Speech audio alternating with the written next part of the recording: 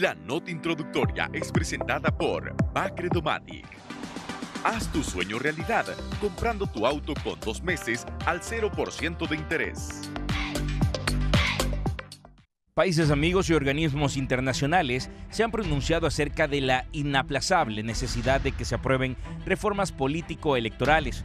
Sin embargo, la clase política hondureña sigue atrincherada en posiciones partidarias que en su horizonte no dan cabida a los anhelos de todo un país. Hasta la fecha, los llamados e iniciativas sobre este punto son variados y datan, aunque se satanice la figura y otros ya la han incorporado a su pragmatismo político. Fue la fracasada cuarta urna en el gobierno liberal de Manuel Zelaya Rosales, en que desde el Estado se intentó implementar la consulta popular como vía a una Asamblea Nacional Constituyente para un nuevo contrato social en Honduras. Las elecciones del año 2009 dejaron esa preocupación materializadas en las iniciativas y lenguaje de la Organización de Estados Americanos, Naciones Unidas y la Unión Europea, por citar las más reconocidas, alertando en el necesario avance en las reformas político-electorales mediante el diálogo. En esta semana se instalará en la ciudad de Gracias Lempira el Congreso Nacional Móvil, antecedido de fuertes y constantes cabildeos, como trasciende entre la Junta Directiva del Poder Legislativo, la dirigencia del Partido Libertad y Refundación y la bancada del Partido Liberal. Una ensalada política cuyo aderezo lo puso hace unas horas el ex candidato de la alianza de oposición, Salvador Narrala, hoy más proclive a una posible alianza con los liberales, que denunció un presunto pacto entre nacionalistas y libres para reglamentar la reelección presidencial. En el recién pasado aniversario de independencia de Estados Unidos, la encargada de negocios Heidi Fulton exhortó al avance urgente en las reformas electorales para inspirar confianza ciudadana en los sufragios venideros y fortalecer la democracia en el país. Hay que expandir las oportunidades económicas que permitirán a los pobladores construir su futuro aquí. Para evitar la penosa y peligrosa migración irregular hacia el norte, se debe fomentar la tolerancia y respetar los derechos humanos fundamentales de todos los hondureños. Además, buscar y aceptar el diálogo como la vía más constructiva para resolver diferencias, destacó. Para el ministro adjunto de Relaciones Exteriores de Alemania, que visitó Honduras por unas horas la semana anterior, hay que aprovechar la posibilidad de reformar la ley electoral en consenso. Esa oportunidad no se debe perder porque con tantos desafíos que tiene Honduras, sería una catástrofe que se repitiera lo que vimos después de las últimas elecciones, destacó el diplomático. Es responsabilidad del gobierno y los líderes políticos de ponerse de acuerdo sobre algunas reglas básicas como en otros países que demostraron que eso no es imposible. Me voy con una imagen de un país con muchos desafíos, pero con la certeza de que tiene la capacidad de resolver sus problemas y nosotros, como amigos, tenemos la voluntad de apoyarlos, concluyó. El 25 de junio anterior, mandos del Comité Central del Partido Nacional expusieron ante el Instituto Nacional Demócrata su preocupación por la falta de voluntad política en la Cámara Legislativa para aprobar las reformas electorales. Hoy en día, esas reformas son una necesidad de carácter urgente para Honduras, subrayó Olga Alvarado, vicepresidenta del partido en el poder. Postura ante la que Jorge Cálix, jefe de la bancada de Libre, aduce que la insurrección parlamentaria no limitará su aprobación en las jornadas legislativas en Lempira. Libre tiene 30 diputados y son 128. Ellos tienen mayoría calificada para hacer las reformas. Que no nos echen la culpa a nosotros si no quieren aprobarla, concluyó. El nudo gordiano de la problemática política hondureña comienza a desatarse el 25 de enero pasado con la reforma al Tribunal Nacional de Elecciones, Consejo de Justicia Electoral y a la labor de la interventora del Registro Nacional de las Personas. El siguiente paso dará vía a enmiendas de mayor alcance y profundidad como la segunda vuelta electoral, voto electrónico, ciudadanización de mesas electorales y elección de diputados por distritos, entre otras, y ese escenario podría darse esta semana en Gracias Lempira. La nota introductoria fue presentada gracias a Bacredomatic. Llévate el vehículo de tus sueños con 0 comisión de desembolso y 10% de prima.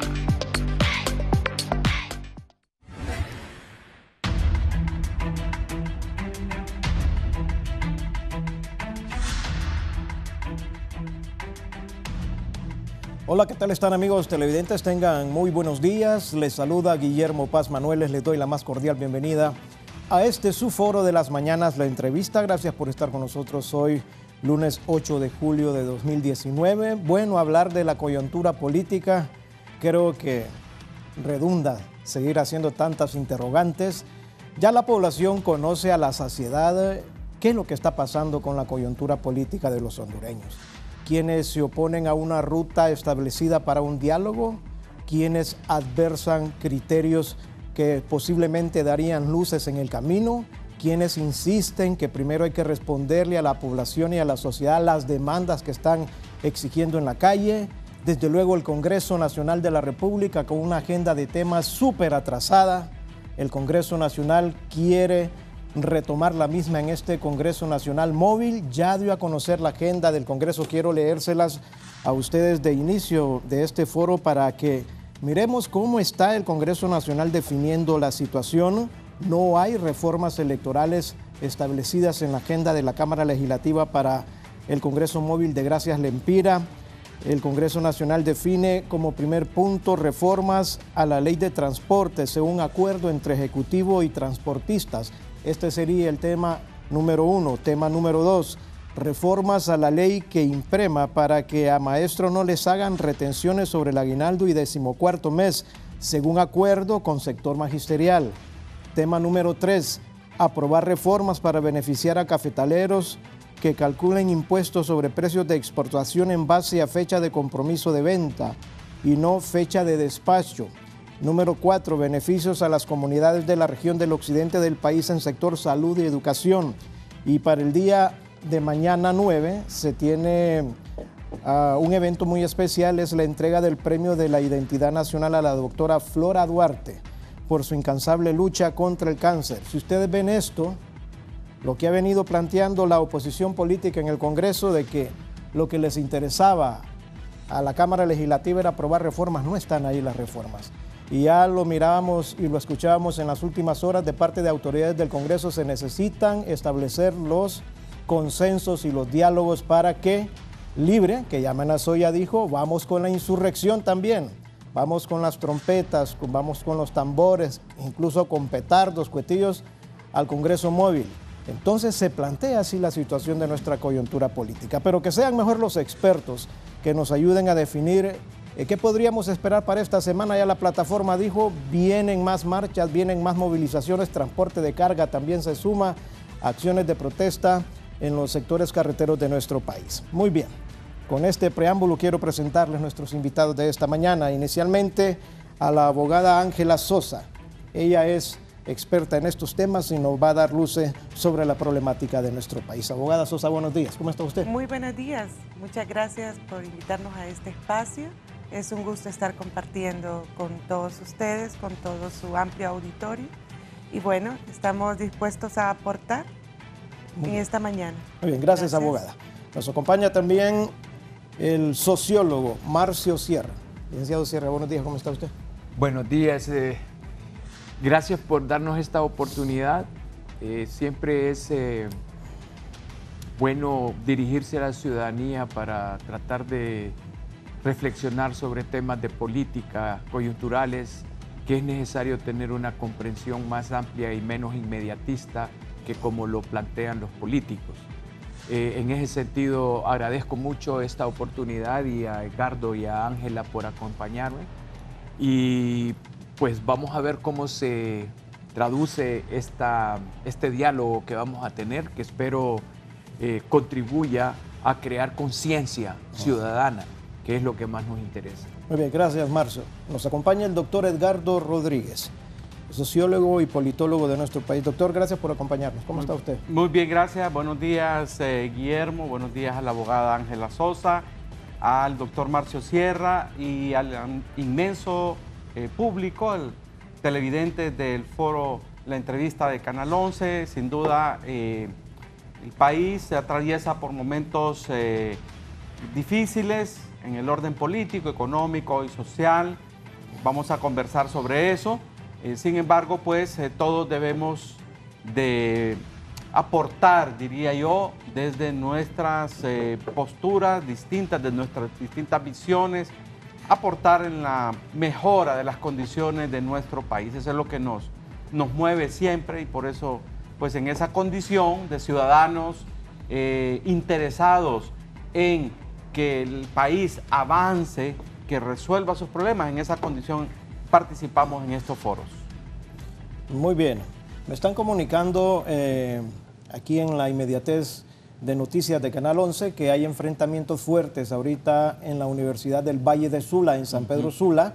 Hoy, aquí por lo menos en el campus de Tegucigalpa, la Autónoma iba a comenzar de cero el periodo. Ya los alumnos han ingresado esta mañana en orden al plantel de Tegucigalpa, pero me están informando desde máster que hay enfrentamientos en el Valle de Sula, San Pedro Sula. Vamos a hacer este contacto rápidamente con Herlin Díaz. Herlin, buenos días. ¿Y qué es lo que está aconteciendo ahí en la Universidad del Valle de Sula? Adelante con usted.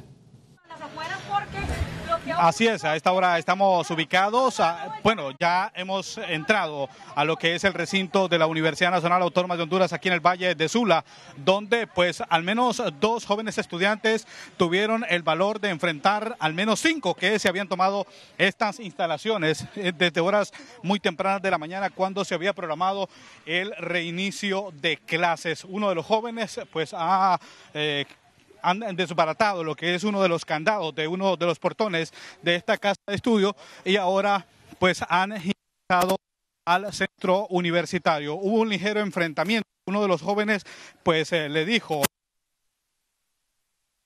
parte de esta casa de estudio y por lo tanto pues estaba este enfrentamiento. Vamos a tratar de llevar las reacciones por parte de algunos de los dirigentes estudiantiles. Bueno, ¿qué es lo que ha pasado? ¿Ustedes son de los que están a favor o en contra? Queremos que haya manifestación, pero no de esta forma, pues, o sea, hay muchas formas en las que nos podemos manifestar, en las que podemos pelear por nuestros derechos, pero sin violentar los derechos de los demás. Entonces yo pienso que ellos son irrespetuosos de su parte en hacer esa cosa. La semana pasada dijeron que ya iban a haber clases y ahora dicen que no va a haber clases, entonces eso lo molesta a uno porque uno con costo, con la lucha de los padres puede venir a la universidad y ellos se toman atribuciones que no se les permite, pues. ¿No les dieron explicaciones a qué grupo pertenecían estos jóvenes estudiantes que tomaron las instalaciones? Pues la verdad es que no sé quién se tomó la instalación, porque el que miré corriendo solo fue uno, entonces no sé si será una institución de la universidad o será alguien personalmente que está haciendo esta tontería. Para mí, en mi opinión personal, pienso que hay muchas formas en las que nos podemos manifestar sin violentar los derechos de los demás. Muchísimas gracias. Uno de los jóvenes estudiantes universitarios. Vamos a ver si es posible irnos a la entrada principal, donde en este momento están al menos unos 2.000 jóvenes, jóvenes estudiantes universitarios que venían en la jornada de la mañana. En este momento, pues hay golpes en cuanto a querer pues forzar la entrada principal de los jóvenes que vienen en las unidades del transporte público, así como también las rutas que vienen de diferentes municipios del departamento de Cortés hasta esta pues casa de estudio. Vamos a ver si es posible, ya vamos a llegar, si nos permiten un momento ahí, donde pues en este momento los jóvenes quitaron la bandera y están también pues destruyendo uno de los candados. En este momento pues pedimos disculpas por las imágenes a nuestros televidentes, pero estamos completamente en directo. Ya vamos a mostrarles a ustedes pues las imágenes de lo que está ocurriendo aquí en la UNAPS. Y es que era un grupo reducido de al menos 5 jóvenes estudiantes que se habían tomado las instalaciones. Ya en este momento pues han procedido solamente a ingresar unos 100 jóvenes aproximadamente de toda la población estudiantil que estaba apostada en este sector. Ya están pues destruyendo el candado principal.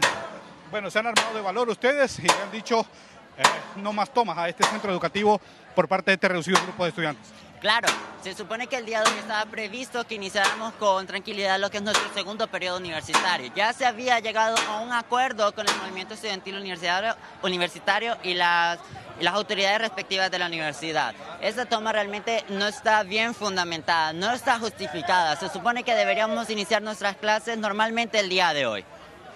¿Qué va a pasar? ¿Qué les han dicho las autoridades? Nadie se ha pronunciado hasta este momento, ningún catedrático. Ningún catedrático, nadie nos ha dicho nada hasta el momento. Somos solo estudiantes que queremos ejercer nuestro derecho de recibir nuestras respectivas clases. ¿Esperan ustedes que durante el lapso del día se normalicen las clases? Eso esperamos, eso tenemos previsto nosotros estudiantes que logramos recibir clases el día de hoy. Y en todo caso, por lo menos liberar la universidad para que podamos tener nuestro periodo académico con regularidad. Un movimiento independiente al movimiento estudiantil universitario, que comúnmente es el que se toma estas instalaciones, el que hoy había colocado la bandera. Claro, ellos dijeron que no pertenecían a ningún otro movimiento, que solo eran estudiantes independientes. Muchísimas gracias. Uno de los jóvenes estudiantes que pues ha ingresado también al campus universitario. El resto de la población estudiantil aún aguarda en las afueras, en el parqueo precisamente de la máxima casa de estudios aquí en San Pedro Sula. Están colocando algún tipo de líquido en el candado para facilitar pues el rompimiento del mismo y de esta forma que ingresen la población, aunque hay también un pequeño portón abierto en una de las entradas de los vehículos para que ingrese también la población. Hasta este momento pues no se ha pronunciado la directora de este centro educativo, ni tampoco pues hay presencia de catedráticos. Algunos que vinieron en horas muy tempranas de la mañana, porque la toma inició alrededor de las 6:10. Inició la toma aquí en la Universidad Nacional Autónoma de Honduras, pues se fueron a su casa. Esto es lo que se está viviendo en este centro universitario. Nosotros vamos a continuar acá en este sector para seguirles informando, si es posible, en el lapso del programa La Entrevista o en las próximas emisiones de 11 Noticias. Por el momento vuelvo con ustedes, Guillermo, hasta Tegucigalpa. Bien. Muchas gracias a nuestro compañero Gerlin Díaz. Y situaciones similares se vivieron la semana pasada aquí en Tegucigalpa, cuando los muchachos del MEU estaban poniendo sillas en los pasillos y en los pisos de la Facultad de Derecho. También un grupo de jóvenes estudiantes que querían clases fueron y les arrebataron las sillas. O sea, que hay gente que quiere clases, otro grupo no quiere, y da la impresión que los que no quieren son pocos, la mayoría quiere estar en clases porque está en riesgo el periodo académico en la Universidad Nacional Autónoma de Honduras. Muy bien, quiero comenzar con el sociólogo Marcio Sierra. ¿Qué podemos desprender de esto que estamos viendo como preámbulo al tema que vamos a tocar esta mañana? Mire, bien sencillo esto del análisis de esta situación. En primer lugar, hay que reconocer que esto obedece a una estrategia, ¿verdad? Hay estudiantes que están obedeciendo consignas y direcciones, directrices que tienen que ver con crear un ambiente de desestabilización política nacional. Esto es parte de esa estrategia, en primer lugar. En segundo lugar, es notorio la falta de gobernabilidad, la incapacidad que tienen ahorita las autoridades para gobernar la universidad. Ese es mi punto de vista. La universidad no puede estar permitiendo que haya un pequeño grupo dominándola y estableciendo las reglas del juego. Eso no puede ser. En una universidad lo que debe privar es un protocolo académico de estudio y no un protocolo de manifestaciones políticas que lo que hacen no es aprender a ser civilizados para el diálogo político, sino que a ser bochincheros. Y eso está complicando la situación, y obviamente esto obedece a una estrategia muy bien definida, porque de lo que se trata al final es de mantener la zozobra, que eso hace que haya incertidumbre en la ciudadanía y en río revuelto ganancia de pescadores. Muy bien, gracias Marcio. Abogada Sosa, cuando los muchachos del MEU hablan de sus derechos y que ellos exigen que se les atiendan las demandas, que se suman a la preocupación de la población por X o Y tema, también es cierto que hay otro grupo de estudiantes que quieren clases. ¿Cómo quedan los derechos de estos estudiantes que quieren clase cuando ven que un grupo pequeño les cierra los portones y aunque ya la autoridad, en consenso con ellos mismos, han decidido reiniciar el periodo, dicen no hay clases porque nosotros no lo queremos? Los derechos de los estudiantes que quieren estar en clases son vulnerados. Son vulnerados por los otros estudiantes, porque es que aquí el tema de yo tengo derechos humanos, sí, es cierto, pero también los otros tienen derecho a la educación. No puede estarse violentando el derecho a la educación de otros compañeros solo o justificándose en estrategias de desestabilización política que yo creo que estos jóvenes a veces ni entienden lo que dicen. Ahora mismo acabamos de ver un ejemplo. Tenían cerrado el portón con candado y por allá gritaban fuera Jo. O sea, ahí usted puede resumir la justificación de las acciones de ellos. Hay una manipulación política terrible, hay una manipulación del tema de derechos humanos, porque no es un tema exclusivo de un sector de la población que grite fuera Jo. Eso no es así. Los derechos humanos es de todos los hondureños y todos estamos dentro de una democracia, dentro de un Estado de Derecho y tenemos que sujetarnos a las leyes. Entonces, yo le respondo así contundentemente.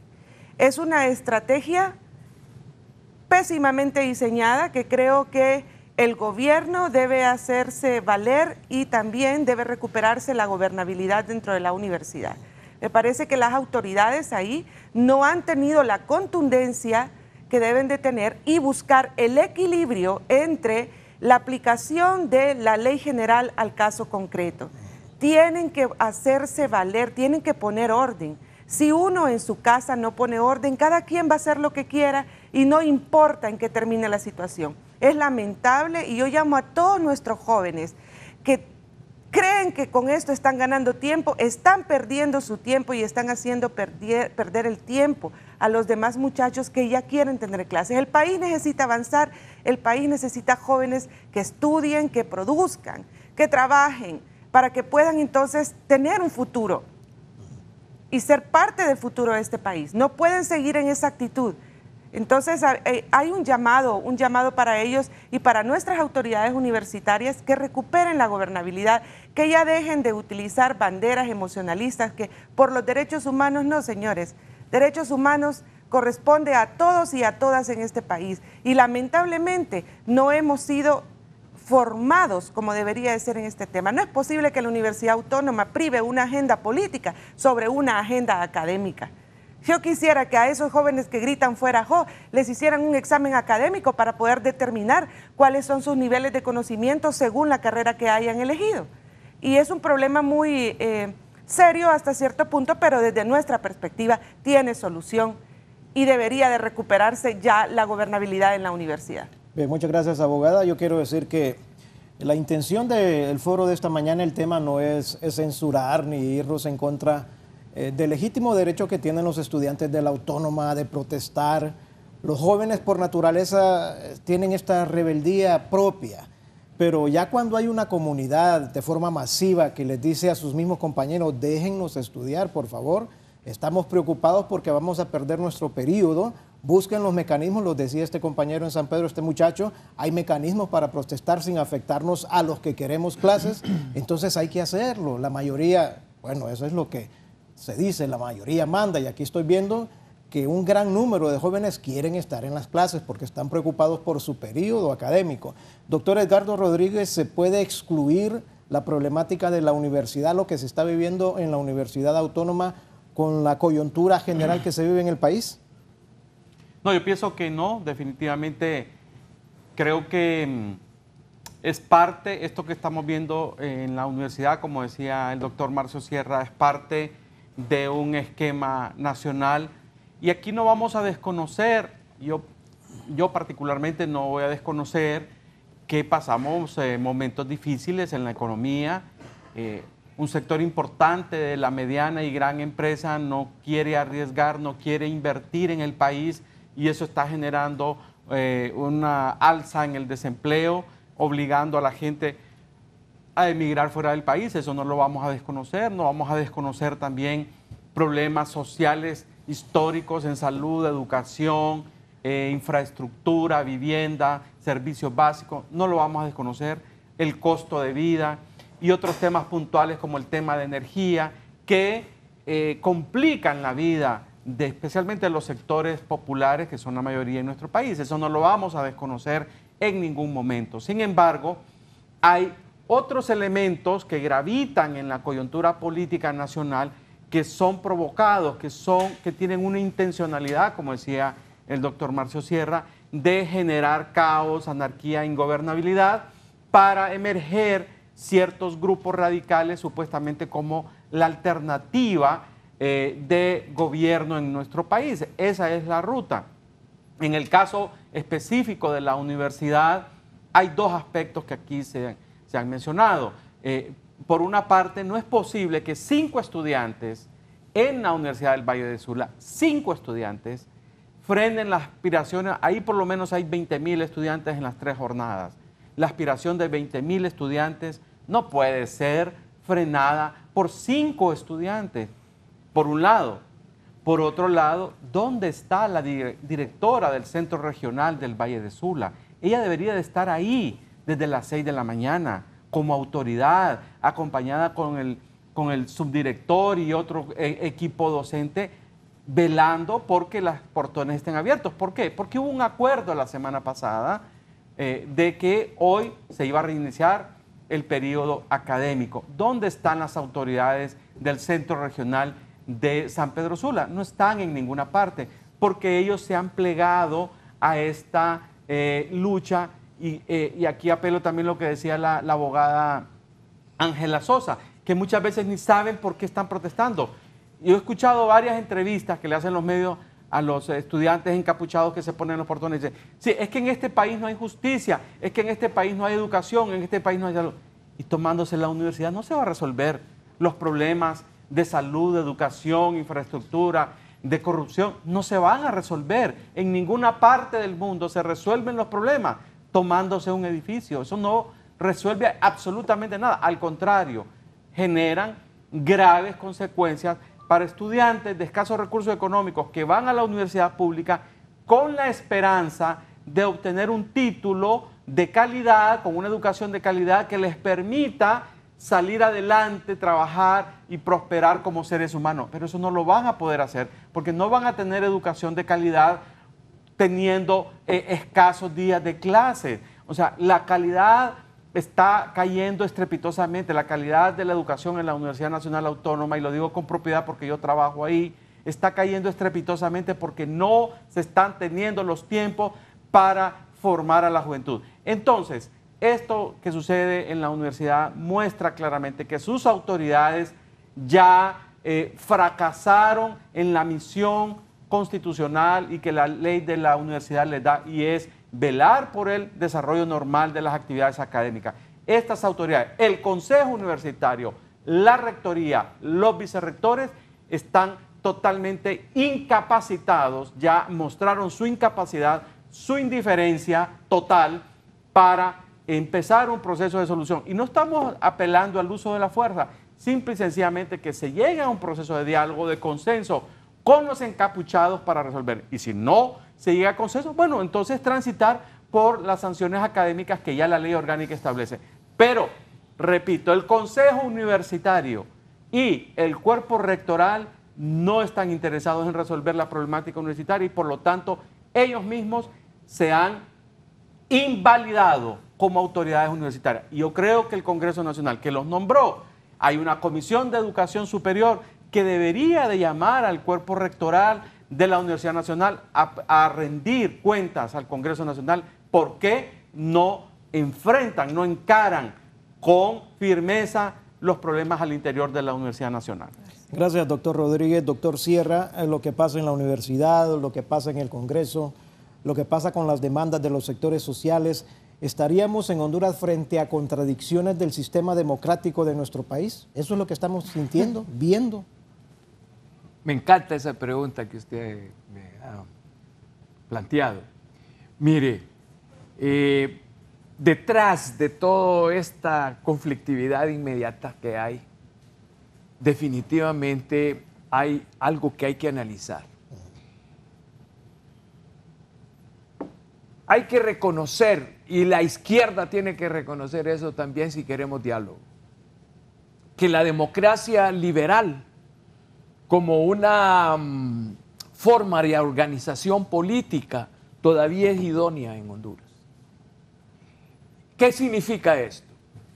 Significa que la democracia liberal internamente en Honduras está enfrentando ciertas contradicciones que son superables si se saben analizar y abordar. ¿Qué es lo que nos está pasando? Que tenemos una avalancha, tenemos una estrategia que lo que está tratando de hacer es de demostrar que la democracia liberal no funciona, ¿verdad? Y entonces, ante esa situación, surgen con un neopopulismo que dice, ante el fracaso de la democracia liberal, planteemos una democracia socialista. Tenemos que reconocer y analizar que no hay en este momento un modelo de organización política más efectivo que la democracia liberal. Ninguna democracia socialista en este momento demuestra la efectividad que tiene la democracia liberal, con ciertas correcciones que hay que hacerse para crear incentivos para el desarrollo. Miren los ejemplos, no hay que irse muy lejos. Ahí está Venezuela. Venezuela es un desastre. Si eso es lo que queremos, ese es el estilo de forma de organización política que ellos están planteando. Entonces, lo que tenemos que ver es cuáles son esas contradicciones internas que tiene nuestra democracia para poderlas abordar con capacidad analítica y con voluntad de diálogo. Primero, está el problema de la desigualdad, ¿verdad? Ante una desigualdad, la democracia entra en contradicción porque uno de los principios de la democracia es igualdad, ¿verdad? Y entonces ahí tenemos un conflicto, igualdad versus desigualdad. Y en Honduras predomina la desigualdad. Ese es el primer tema que deberían de estar estudiándolos en la universidad, dándonos pistas de cómo abordar ese problema de desigualdad que tenemos. En segundo lugar, ¿cómo solucionar el conflicto político en una democracia que está convencida que la mejor manera de convivir en democracia es aceptando la diversidad de intereses? Entonces, esa es otra contradicción, porque al haber diversidad de intereses hay conflicto político. Entonces, ¿cómo vamos a superar esa situación? ¿Qué es lo que estamos viendo nosotros en este momento? Se estacionan en posiciones dogmáticas y de ahí no quieren salir, y hemos caído en una burbuja negativa, ¿verdad?, en la que las posturas dogmáticas están predominando. En otra cuestión, es un principio de la democracia liberal el pluralismo. Pero hay una cuestión, el pluralismo tiene que ver con la razón y la verdad. Ajá, entonces, ante una sociedad poco educada como la que tenemos nosotros, lo que predomina son múltiples verdades. Y cada quien tiene su verdad. Y nadie quiere razonar cuál es la verdad, sino que todos dicen la verdad.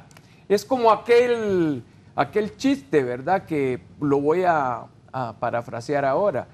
Van un grupo de amigos a almorzar, ¿verdad? Almuerzan bien, comen caro. Llega el momento en que llega a cobrarle el mesero, ¿verdad? Y entonces dice, ¿quién va a pagar? Entonces se quedan viendo, bueno, el que se lance a la piscina y salga primero, ese paga. Se lanzan todos a la piscina y ninguno sale, ¿verdad? Entonces, el pluralismo es otro tema que genera contradicción, porque ¿quién tiene la verdad? ¿Quién tiene la razón en una democracia como la que tenemos? La otra cuestión, y eso hay que verlo, el desarrollo del Internet. El desarrollo del Internet nos está causando serios problemas de conflictividad social, porque se están manipulando las redes sociales y a través de ellas se está creando un mensaje que muchas veces es mensaje mentiroso, pero que de tanto se repite se vuelve una verdad, ¿verdad? La otra cuestión, la fragmentación social. Mire, lamentablemente en el país, desde que empieza esta corriente neoliberal, y hay que reconocerlo, se ha segmentado la sociedad. Y entonces da la impresión que se está haciendo un tratamiento de política pública segmentado. Y esta segmentación nos está provocando que no podamos llegar a tener una visión común, sino que el problema se está tratando unilateralmente y no en una forma integral. Y finalmente, el otro tema que es una contradicción interna de la democracia actual, es la modernización. Porque la modernización implica ciertos desafíos que tenemos que saber muy bien cómo los vamos a abordar. Por ejemplo, la descentralización.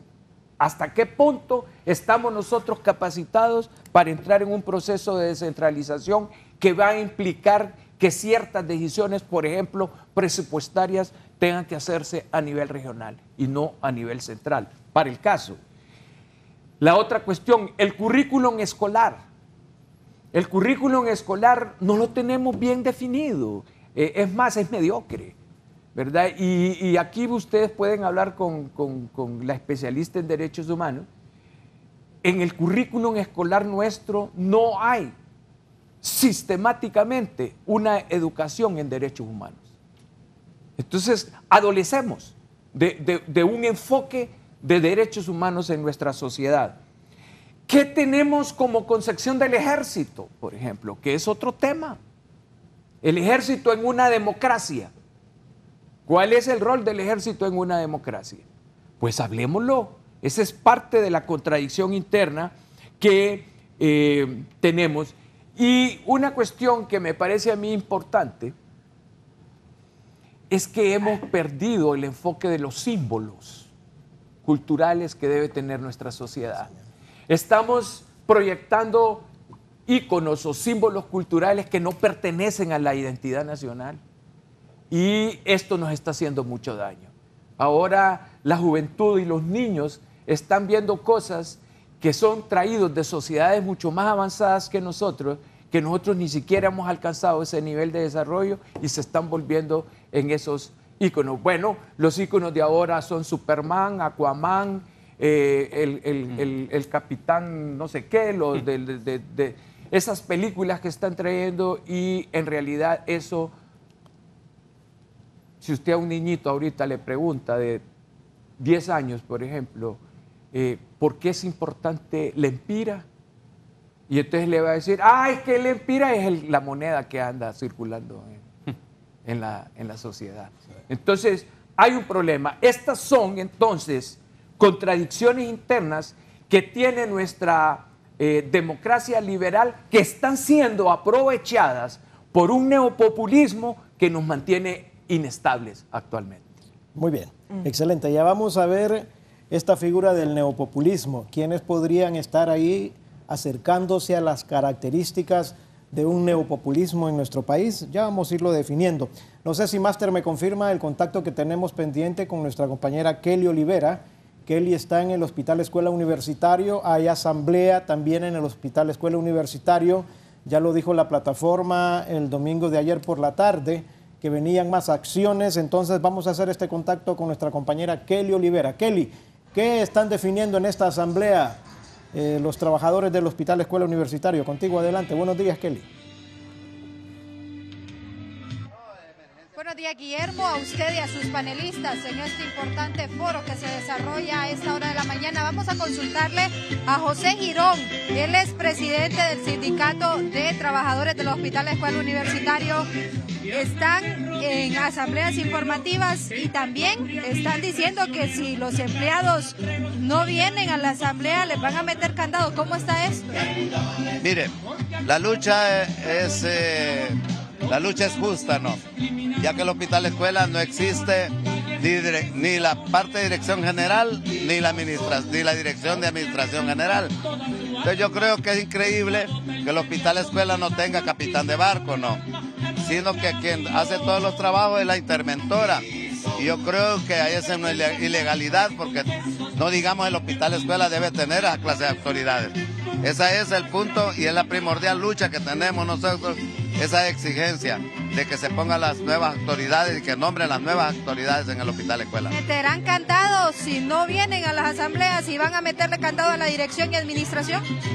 Recordemos que quien tiene que arreglar los problemas y para que mejore la atención hacia el paciente son los mismos trabajadores. Si ellos exigen, que ya que no hay director y administrador, si exigen de que se les ponga un candado o una cadena, se les va a poner, ¿no? Porque nosotros somos sujetos a la orden de una asamblea. Las demás áreas también. se puede hacer con la exigencia, ¿no? Entonces, ya la gente está pensando en eso, porque en realidad no hay autoridades en el Hospital Escuela, ¿no? Han dicho las autoridades de salud que esto es un conflicto político y el CNA dijo que era por algunos actos de corrupción de algunos empleados. ¿Qué tiene que decir ante esto? Mi nombre es José Girón, con número de identidad 1501-1957-3049. Que se me haga una investigación de esas palabras del señor abogado, ya que en verdad se llama difamación y falsa calumnia, porque he sido dirigente hace años y jamás he pedido un selectivo ni un aumento salarial para mi persona, ni ninguno de los miembros de la Junta Directiva como sindicato. Por lo consiguiente, tiene que tener muchísimo cuidado en esas denuncias, ya que nosotros no somos políticos. La política de nosotros, el sindicato, es política sindical, problemas laborales, problemáticas internas, y esa es la política de nosotros. Nosotros no tenemos banderas políticas, no, la bandera de nosotros es de los trabajadores y es sindical. ¿Para qué hora tienen prevista la asamblea informativa? Empezamos esta asamblea el día viernes, hoy progresa 2 horas más, hoy termina a las 2 de la tarde, el viernes pasado terminó a mediodía a las 12, ya el día de hoy pues va progresando, son 2 horas más hasta que se defina y haya diálogo para nombrar las nuevas autoridades del Hospital Escuela. Médicos, enfermeras, administradores, todo el personal está convocado a esta asamblea. La asamblea está dirigida generalmente en todos los trabajadores. En todos los trabajadores, ya sea de ser médicos, enfermeras, administrativas, técnicos, todo. Es general, con la condición de que nunca dejamos las áreas desocupadas. Siempre dejamos 1 o 2 recursos humanos trabajando en cada área del hospital. Eso lo estamos haciendo ahorita. Puede ser que transcurriendo la asamblea, puede ser también que podemos dejar solas todas las áreas, menos la emergencia del Hospital Escuela. Hasta ahora sí hay atención, entonces, aunque se desarrollen las asambleas. Sigue la atención. Los que vienen a la asamblea es cuando hay 2 o 3 trabajadores, dejamos 1 en cada área. ¿Esta problemática, estas asambleas continuarán el resto de la semana? Hasta que resuelva el problema que nombren las nuevas autoridades en la institución. ¿Quiénes son los que lo tienen que nombrar? El Ministerio de Salud. ¿Que han hablado con la ministra? Bueno, ella se sacude fácilmente, como que no quiere responsabilizarse, y son funciones de ella nombrar las nuevas autoridades del hospital. Gracias a don José Girón, él es presidente del Sindicato de Trabajadores del Hospital Escuela. Está a medio vapor la atención en este centro asistencial y ya escucharon ustedes, las asambleas van a continuar, se van a ir extendiendo de 2 horas en 2 horas. Hoy terminan a las 2 de la tarde y le hacen el llamado a la ministra de Salud para que nombre a las autoridades en administración y en la dirección, y ellos están pidiendo prácticamente la salida de la Junta Interventora de este centro asistencial. Vamos a retornar con ustedes. Buenos días. Bien, muchas gracias a nuestra compañera Kelly Olivera. Lo escucharon ustedes, dicen los sindicalistas del Hospital Escuela Universitario, asambleas paulatinas. Dicen que de aquí al viernes esperan que el Hospital Escuela esté totalmente paralizado, porque van a ir aumentando de 2 horas hasta dejar sin atención. Aclararon que emergencia va a seguir habilitada, pero la gente no solo va a emergencia al Hospital Escuela Universitario. Hay citas que están programadas, hay cirugías que han sido programadas, y aquí es donde volvemos al tema, lo que mirábamos, abogada, en la universidad. Siempre una mayoría que requiere los servicios de educación, de salud, se ve afectado cuando hay este tipo de tomas. ¿Dónde están los derechos de los ciudadanos? Claro Sí. que sí, definitivamente. Y mire, a mí me parece que todo lo que estamos viendo reflejado en este momento, no solamente es el hecho de que esté un sindicato tomándose de manera progresiva el servicio a la salud de la ciudadanía. El problema es más profundo de eso. Ellos generalmente saben decir que la ciudadanía tiene los gobernantes que se merecen, pero también yo les digo, nosotros tenemos la ciudadanía que nos merecemos, producto de una mala educación. No hemos tenido una formación adecuada que nos permita poder diagnosticar un problema y utilizar mecanismos de solución de conflictos alternos sin que violenten los derechos de los demás.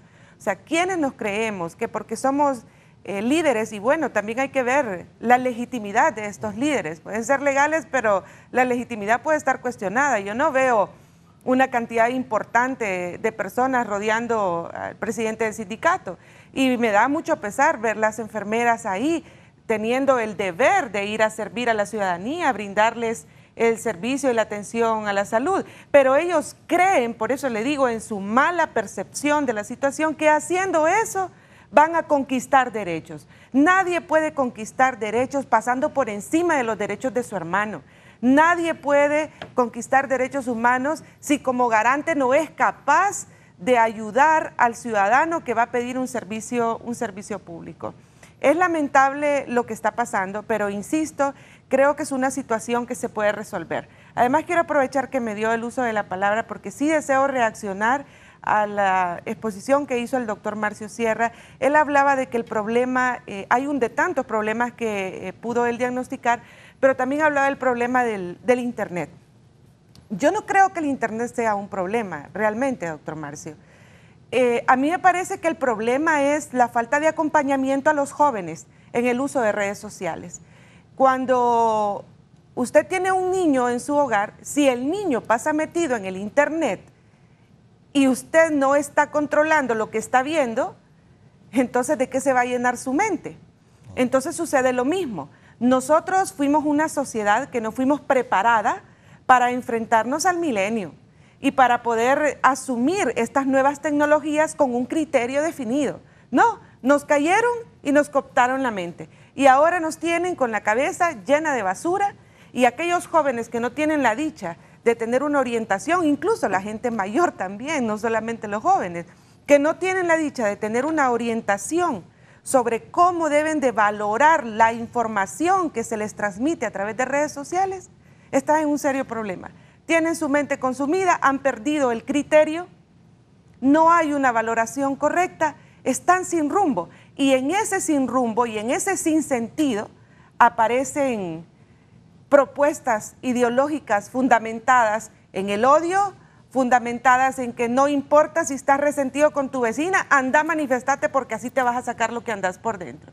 Yo sé que de repente el lenguaje que estoy utilizando es un poco más cercano al lenguaje popular de las personas. Lo que pasa es que quisiera hacer un análisis de que esta coyuntura realmente tiene que ser abordada desde una perspectiva real, pragmática. Hay bastantes teorías, hablamos de democracia, hablamos de Estado de Derecho, hablamos de derechos humanos, pero yo le pregunto, ¿qué pasa hoy en la mañana cuando en un hogar no hay que comer? ¿Qué le va a explicar? ¿Usted cree que a esa persona le va a interesar saber de democracia y Estado de Derecho cuando no se le ha resuelto un asunto en el Poder Judicial desde hace años? Entonces es tan bonito poder aquí teorizar y podríamos pasar toda la mañana discutiendo sobre el sistema democrático, sobre el Estado de Derecho, sobre los derechos humanos, y nos hemos quedado guindados en las teorías, pero no hemos sabido llevar abajo a la práctica, al día a día de cada ciudadano, a hacer realidad esos derechos humanos. Yo llamo a la gente del Hospital Escuela también para que puedan retomar sus labores, porque se ve hasta... Yo lo veo carente de fuerza, sinceramente se lo digo, y los argumentos de esta persona se ven bien débiles. A mí no me convence. Yo pienso que un líder debe convencer, y se ve ahí rodeado de 5 enfermeras. ¿Cómo es posible eso? Volvemos al tema de la gobernabilidad. Es cierto que estamos en una democracia y que en la democracia es válido disentir, pero vuelvo a lo mismo. No podemos estar marcando diferencias, violentando los derechos humanos de las demás personas. Hay gente que tiene derecho a ser atendida, y bueno, también no es que sea la mejor atención del mundo la del Hospital Escuela. Ahí no va a encontrar medicamentos, o sea, no es gran cosa la que se estaría perdiendo la ciudadanía. Pero hombre, para no tener nada es mejor tener algo, y por lo menos el acceso a la atención la deberían de tener nuestros hermanos y hermanas hondureñas. Muy bien, gracias, abogada. El doctor Edgardo Rodríguez, quiero que me amplíe un poquito este concepto que nos manifestó el doctor Sierra sobre el neopopulismo. ¿Hay líderes neopopulistas en nuestro país que podrían estarse enmarcando ya en este tipo de esquemas? Definitivamente, el populismo es una corriente política que ha permeado muchísimo en América Latina, especialmente en América Latina. Hay algunas manifestaciones en Europa, en Estados Unidos, se dice, por ejemplo, que Donald Trump tiene algunos rasgos populistas, sin embargo, no creo. En América Latina, con una cultura política muy baja, con unas instituciones débiles, con una situación económica de pobreza exacerbada, presenta terreno fértil para que prosperen, digamos, posturas políticas como las populistas. El populismo se ha afincado en América Latina por las características sociales e institucionales y de las debilidades de los estados latinoamericanos. Hablamos de un populismo de izquierda y también de un populismo de derecha. El populismo fundamentalmente tiene varias características. Una de ellas es, por ejemplo, el uso irracional, descontrolado y poco controlado de los recursos del Estado. El populista gasta a manos llenas el dinero, porque en ese gastar a manos llenas, con fines propiamente políticos y de creación de una base de apoyo político, se presta para la corrupción, se presta para la manipulación y una cosa importante del populismo, que no va a resolver los problemas estructurales de pobreza, sino a brindar paliativos, porque el negocio es mantener al pobre en la misma situación de pobreza sin sacarlo de ahí para tenerlo en un círculo vicioso. Luego hay un discurso de confrontación entre ricos y pobres para mantener a la sociedad dividida. Esa es una característica sumamente peligrosa del populismo. El apelar a que el problema de la sociedad son los ricos y que los pobres tienen que ser reivindicados por una figura mesiánica. Generalmente el populismo crea figuras mesiánicas que se erigen como los salvadores de ese pueblo oprimido, siendo pues un discurso mentiroso. Luego el populismo, en ese afán de perpetuarse en el poder, de apelar a los pobres, desconoce las instituciones y las leyes. Los populistas generalmente en ese discurso de salvadores de la patria pasan por encima de las instituciones y de las leyes. Y repito, en el caso del populismo de derecha, digamos, son aquellos tipos de líderes que buscan paliativos, aplican paliativos a la situación de pobreza, paliativos que conducen a una situación de paternalismo de los sectores populares. Y yo voy a poner acá un ejemplo sencillo con el tema del dengue en este momento. Es impresionante cómo el gobierno de Honduras tiene que irle a chapear la casa a las personas, tiene que irle a limpiar los solares a las comunidades.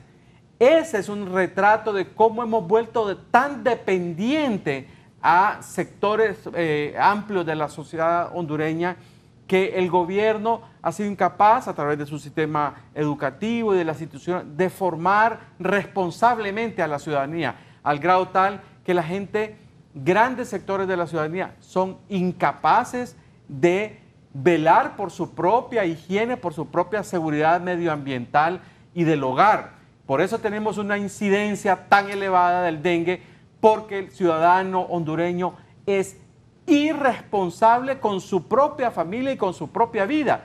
Pero eso ha sido fomentado desde las estructuras gubernamentales. ¿Para qué? Para tener campañas de fumigación, para comprar equipo, etcétera, y en esas compras favorecer a determinados intereses particulares.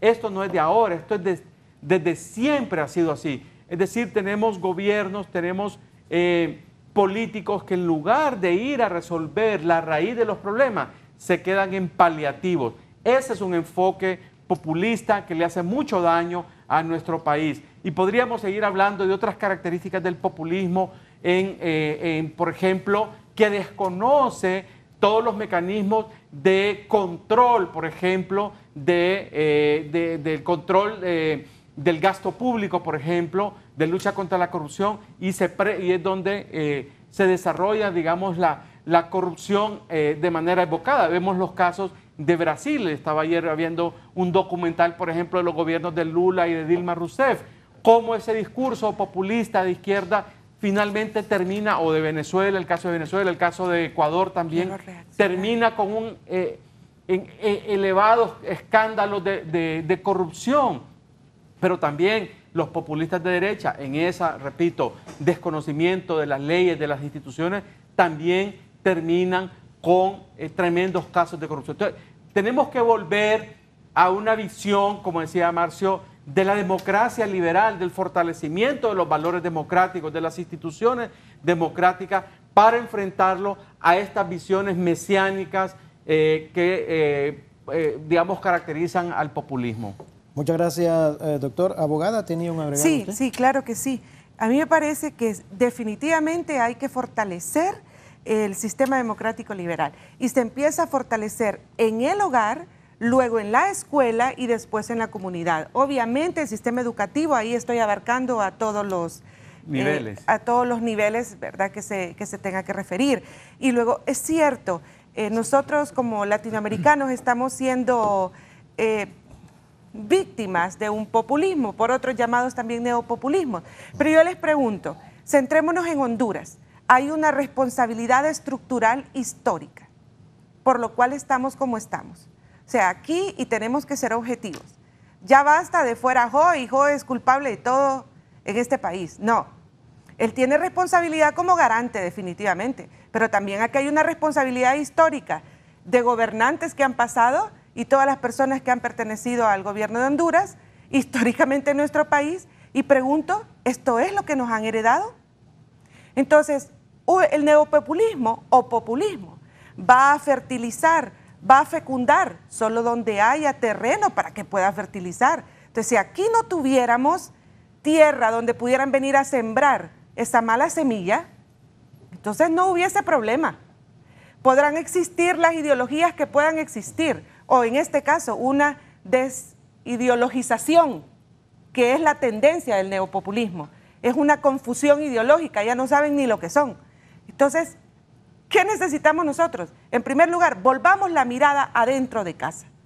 Tratemos de hacer un diagnóstico estructural de todos nuestros problemas, porque a pesar de que la gente y muchos compañeros suyos periodistas dicen, no, si hay sendas encuestas, abogada, hay muchos análisis, ya hay muchos estudios. Aquí en Honduras, con sus características socioculturales, con su idiosincrasia, con su cosmovisión, tiene diagnósticos que tienen que irse actualizando día a día. Tienen que hacerse lecturas correctas del contexto político, del contexto económico de toda la ciudadanía, de cómo están manejando el circo mediático también en relación a la situación política que se está viviendo. ¿Para qué? Para evitar, como decía el licenciado Edgardo y decía el doctor Marcio, que vengan líderes pseudoizquierdistas, populistas o neopopulistas a volverse los salvadores, los libertadores, los Moisés que quieren liberar. ¿Liberar de qué? Si van a sentarse a administrar un problema que ha sido heredado por malas administraciones de años atrás. Muchas gracias, abogada Sosa. Doctor Sierra. Sí, bueno, voy a empezar un poco contestándole a la abogada, porque noté en ella un desinterés por la teoría, ¿verdad? Cuestión que es erróneo, ¿verdad? Definitivamente ningún análisis ni ninguna aproximación a la solución de un problema se puede hacer si no hay una perspectiva teórica de análisis que lo preceda. El ejemplo, se está hablando de neopopulismo, y el neopopulismo es un concepto teórico, entonces le contesto de esa manera porque me sentí... Aludido. Sí, aludido. Pero quiero decirle que lo interesante del neopopulismo es ver cuáles son sus tres principales componentes. En primer lugar, hay una élite política encargada de manipular al segundo componente del neopopulismo, que es una masa movilizada. Entonces, un primer hecho del neopopulismo es que existe una élite interesada en mantener movilizada una masa a través de un discurso demagógico y emotivo. Esas son las tres características del neopopulismo que emerge después de las dictaduras que se produjeron en los 80, pero que ahora tiene un nuevo contenido. Y es que es una máscara, el neopopulismo se ha convertido en una máscara más light o más suave de los socialistas para entrar a movilizar la masa. Y esa es una cuestión que pocos políticos del ala democrática liberal están viéndolo. Entonces, ¿qué está sucediendo? Están haciendo caer a la ciudadanía hondureña en una actitud de seguimiento de principios demagógicos, emocionalistas, para mantener esta situación de incertidumbre y de desesperanza, que es lo peor, ¿verdad? Cotidianamente. Entonces, me parece a mí que en primer lugar no hay que despreciar la teoría. La teoría es importante, en eso no estoy de acuerdo con la abogada. En segundo lugar, hay que saberla aplicar, y en eso sí estoy de acuerdo. Porque no hay que quedarse allá arriba teorizando, sino que hay que ir a la práctica a resolver. Que realmente a eso apuntaba, doctor. No a despreciar el marco teórico que nos pueda regir, porque de hecho primero pensamos y luego existimos, ¿verdad? Pero sí saber cómo vamos a llevar a la práctica esas teorías que también se manejan, cómo se vuelven políticas públicas que impacten realmente a las poblaciones vulnerables. Muy bien, vamos a hacer una breve pausa comercial, no nos cambie. Cuando regresemos quiero consultarle al doctor Edgardo Rodríguez, ¿cómo se plantea el tema de reformas electorales? Ya el Congreso, al inicio del programa les leí la agenda para el Congreso móvil que se va a realizar a partir de mañana en Gracias Lempiras, y no está el tema de agenda, reformas electorales. En la delegación técnica de la Organización de Estados Americanos, OEA, que está preparando este primer borrador sobre las leyes orgánicas de los dos nuevos entes electorales, lo va a presentar el día jueves. El día jueves va a estar presentando la OEA este primer borrador. ¿Cómo se traduce las luces que la OEA pueda dar para ver si avanzamos o no en el tema de reformas electorales? El Partido Nacional pidió recientemente a la oposición política un mes de plazo, ha dicho el Partido Nacional, para avanzar, consensuar, platicar, proponer en base a lo que va a presentar el día jueves esta delegación técnica de la Organización de Estados Americanos, OEA.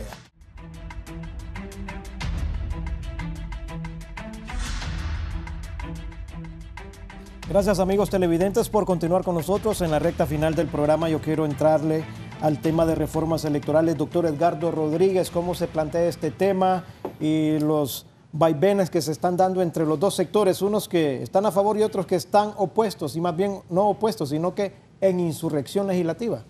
Este es un tema fundamental en el contexto de la coyuntura política actual de nuestro país, las reformas electorales. Vemos que por el ambiente de confrontación, de división política y social que hay en Honduras, no se van a poder desarrollar reformas electorales integrales como demanda el país y la débil democracia que tenemos en nuestro país. No hay condiciones, lamentablemente tengo que decirlo, no hay condiciones para una reforma electoral integral como se necesita. En ese sentido, hacia donde estamos caminando es hacia una reforma electoral, más limitada. Pero esa reforma electoral limitada que ya se avanzó en los meses anteriores, eliminando el Tribunal Supremo Electoral y creando dos figuras, que es el Consejo Nacional Electoral y el Tribunal de Justicia Electoral, que yo digo es un paso muy importante, sí lo es, pero no es el todo. Pero vamos a decir que esas dos figuras creadas son muy importantes, porque es la institucionalidad que va a conducir el proceso electoral del año 2021. Sin embargo, está estancada la reforma electoral, aún limitada, esa reforma limitada está estancada. ¿Por qué está estancada?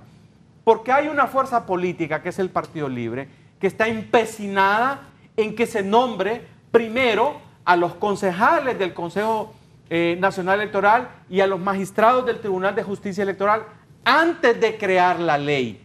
Este es un adefesio político y jurídico jamás visto en la historia de la humanidad.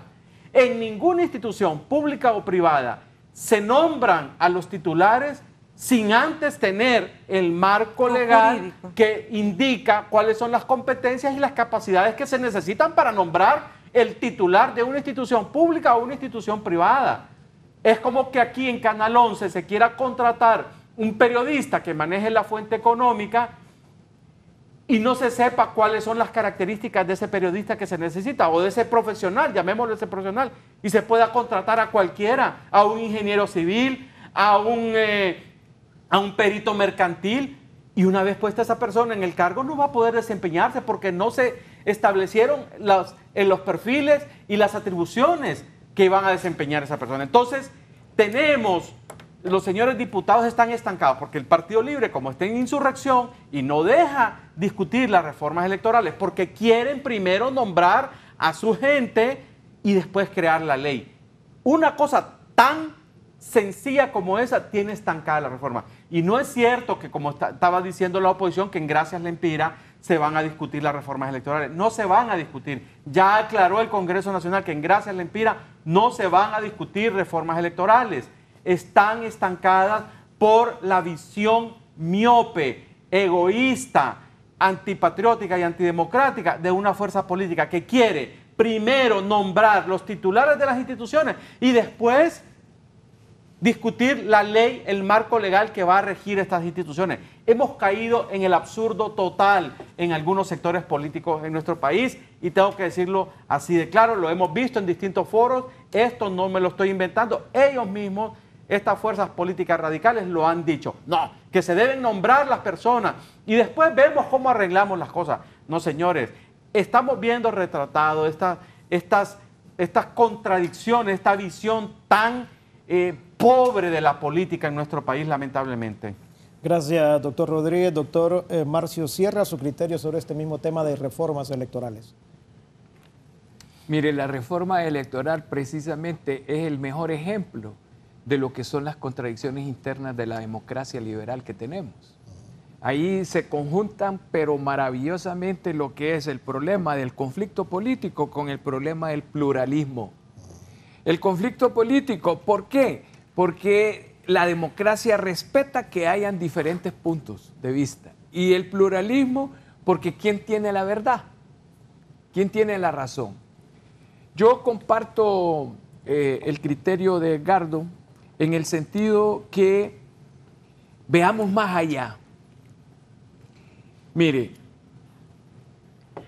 ¿qué interés hay detrás de la reforma electoral para los de Libre y qué hay detrás para las fuerzas democráticas liberales, el Partido Liberal y el Partido Nacional? Porque ahí hay un juego político, ¿verdad? Entonces, los de Libre, obviamente, es que tiene sentido, quieren que les nombren primero sus cuadros para asegurarse de que van a estar allí, ¿verdad?, a la hora del manipuleo que pueda producirse después en las elecciones. ¿Por qué la otra fuerza dice, no, primero la ley? ¿Por qué? Porque al establecer la ley, se establecen las reglas del juego que van a imperar cuando venga la elección. ¿Qué pasa si cuando se planteen las reglas del juego, las posturas que tiene Libre quedan subestimadas? Entonces, yo lo que veo es que tiene razón. Primero va la ley y después se buscan los que van a aplicarla, ¿verdad? Pero no hay que desestimar que hay un juego político en esto y que unos y otros están pensando, no es así nomás. ¿Cómo sacar ventaja? ¿Cómo sacar ventaja? Claro, porque a la larga, donde se va a jugar la transición democrática es precisamente con las elecciones. Y quien tenga mejor cuidado de ese proceso es el que va a ganar. Y eso lamentablemente, yo peco en decirlo así, pero lamentablemente así ha sido la historia. Ojalá, como lo dice Edgardo, que buscásemos una salida integral de reforma electoral en la que se tomaran en consideración aspectos de futuro o de prospectiva para que la ciudadanía realmente esté escuchada y representada en un proceso de reforma electoral. Pero yo siento, y en eso no sé si voy a discrepar con mis colegas, yo siento que lamentablemente esta reforma electoral está siendo manejada por la misma élite oligárquica de poder que domina en el país. Y no siento que vayamos a sacar algo novedoso con esta reforma electoral. Creo que a la larga se van a maquillar las cosas de tal manera que la reforma electoral favorezca a unos y favorezca a otros 50 y 50. 50. Tablas, como dicen. Sí, tablas. Muy bien, gracias, doctor. Abogada, también su criterio sobre el tema de reformas. Sí, cómo no. Más que una contradicción democrática, ha habido una característica permanente en Libre, y es que tienen una falta de habilidad para el uso de los instrumentos democráticos más que evidenciada. Han tenido un sistema de derecho, un sistema democrático en sus manos, como lo han tenido otras fuerzas de poder político, y no las han sabido usar. Otros les han enseñado cómo tienen que andar el camino para poder hacerse valer en una democracia y en un sistema de derecho. Eso los lleva a una desesperación y a una necesidad desmedida de querer tener poder, lo cual hace que quieran entonces poner la carreta delante de los bueyes. Delante de los bueyes. O como también podríamos decir, una mujer que quiere parir un hijo sin haber sido preñada. Entonces no, definitivamente debemos de comenzar a entender cómo manejar aquellos instrumentos que la misma democracia, y en nuestro país es una democracia, existen los mecanismos para poder, a través de la ley, hacer valer nuestra voz, nuestro voto, nuestros derechos. Los intereses han existido, existen y van a seguir existiendo siempre. En eso estamos claros. Aquí el punto es, debemos aprender a manejar los instrumentos que la democracia y el Estado de Derecho nos da para hacer valer nuestros derechos humanos sin afectar a los demás y para no quedar tan evidenciados en la falta de conocimiento sobre cómo manejar esos instrumentos. Muy bien, gracias, abogada. Algunos sectores se preguntan, bueno, en un inicio la misma oposición partidista demandaba reformas electorales como la despartidización de la mesa electoral receptora, la MER. Fuera a los políticos de la MER, decían, la misma oposición. Planteó la oposición la segunda vuelta electoral como el gran mecanismo para dirimir esos resultados cerrados en las elecciones generales. También plantearon por ahí los diputados por distritos electorales y otras reformas más que se han ido quedando. Da la impresión que este sector de la oposición ahora solo les interesa hablar, y no es, como dijo el doctor Rodríguez, estas dos reformas, que son las leyes orgánicas de los nuevos entes electorales, son importantes porque van a ser los garantes de las próximas elecciones en nuestro país. Pero ¿qué pasó con las otras reformas? ¿Por qué ya nadie levanta su voz para hablar de segunda vuelta? Para hablar de ciudadanización de mesas electorales, como les dicen otros sectores. ¿Por qué nos enfocamos ahora solo en el nombramiento de quienes van a integrar el Consejo Nacional Electoral y el Tribunal de Justicia Electoral? Es bueno, claro que es bueno, porque estamos hablando de dos nuevas instituciones electorales. Claro. Pero ¿habrá tiempo para las demás reformas? Esa es la pregunta que quiero que me respondan. Ya estamos concluyendo el programa, doctor. Si me hace un agregado en sus conclusiones finales sobre esta interrogante que le estoy transmitiendo. Creo que no hay condiciones, lamentablemente, condiciones políticas, hay demasiada confrontación, demasiada división dentro del Congreso Nacional para reformas electorales integrales. Sí, creo que debemos avanzar en estas reformas que, aunque son limitadas, son muy importantes. Yo creo que la creación del Consejo Nacional Electoral y el Tribunal de Justicia Electoral van a contribuir muchísimo en la transparencia, en la legitimidad y en la credibilidad del próximo proceso electoral. Pero eso va a depender de que se aprueben prontamente la ley y la reglamentación, la ley del Consejo y la ley de Justicia Electoral. Son dos leyes fundamentales que tocan inclusive otros estamentos jurídicos, porque estamos creando, y la abogada lo sabe perfectamente, un ámbito de justicia electoral que no teníamos. Eso va a tocar otras leyes. Entonces necesitamos entrarle a fondo a esa discusión y perfeccionarla y luego nombrar a los titulares de esa. Y luego empezar a construir. Imagínense ustedes el trabajo gigantesco que hay. Producir las dos leyes, su reglamentación, nombrar los titulares y después empezar un proceso de construcción. El tiempo se va acortando, el tiempo se va acortando. Por eso deben ser responsables los diputados del Congreso Nacional y aprobar esas dos leyes de manera pronta. Después tendremos que avanzar en otras reformas. Tengo entendido, porque he hablado con algunos diputados, que algunas de las reformas, por ejemplo el tema de las mesas, parece que va a estar incluido en la nueva ley que va a regir el Consejo Nacional Electoral. O sea, tampoco podemos ser tan pesimistas. Hay algunas cosas que van a estar incluidas ahí. Y repito, esas dos instituciones son fundamentales para el próximo proceso electoral, junto con el Registro Nacional de las Personas, que ya está caminando en una ruta importante de cambio y de modernización, afortunadamente. Muy bien, y también reconocimiento ha tenido esta Junta Interventora del Registro Nacional de las Personas de parte del gobierno de los Estados Unidos y la Unión Europea también. Unión Europea también. Muy bien, doctor Marcio Sierra, sus conclusiones finales, doctor. Mire, esta reforma electoral debe tener un propósito. Y yo supongo que el propósito central de todos los hondureños es que sea una reforma electoral que nos dé confianza, que la ciudadanía crea de que es a través de la elección popular que vamos a mantener esta forma de organización política que es la democracia. Ojalá que ese sea el interés común.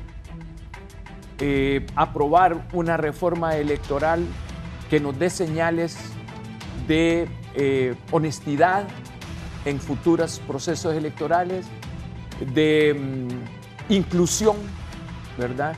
Y sobre todo que podamos ir superando la farsa, ¿verdad? Perdone que hable así de fuerte, pero que dejemos ya para la historia esos procesos malévolos que a veces caen en resultados que no son los que la ciudadanía esperaba. Entonces, en este sentido, creo que las fuerzas democráticas deben de poner su empeño para que tampoco vayamos a aprobar una reforma electoral que después estemos llorando porque la hicimos tan mal que entonces vamos a ver cosas que nos van a poner en jaque y tal vez en jaque mate. Entonces, en este sentido, yo creo que pensemos cuál es el propósito de una reforma electoral y que la ciudadanía esté incluida en ese propósito, que las expectativas que tiene la ciudadanía estén incluidas en el propósito de la reforma electoral y que no solo sea el interés de una élite política o una oligarquía política que lo único que está buscando es defender sus intereses para mantenerse en el poder. Muy bien, muchas gracias al sociólogo Marcio Sierra. Abogada Ángela Sosa, sus conclusiones finales, por favor. Sí, despacio que tengo prisa, dijeron por ahí. Es necesario priorizar el tema de la reforma electoral, pero hay que priorizar con responsabilidad. Y eso implica readecuar, reorientar las fuerzas de análisis, de redacción legislativa con enfoque de derechos humanos.